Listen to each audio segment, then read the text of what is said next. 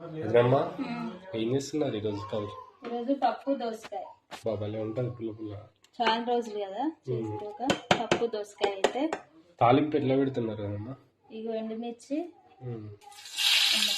పోపు దినుసులు, కరివేపాకు, ఇంకా ఉల్లిపాయ వేసుకొని పోపు అయితే వేసుకోవాలి. లాస్ట్లో పసుపు వేసుకుంటూ ఈరోజు అయితే మాది గుడ్లు పెట్టింది వదిలమ్మా. దోసకాయ పప్పు. మరి మీ ఇంట్లో స్పెషల్ ఎన్నో కామెంట్ చేయండి ఫ్రెండ్స్. పప్పు చాలా రోజులు ఇట్లా దోసకాయ వేసి చేసుకోక పప్పుచారా చేయమన్నా అత్తమ్మనైతే, కాకపోతే ఇక పప్పు చేస్తుంది.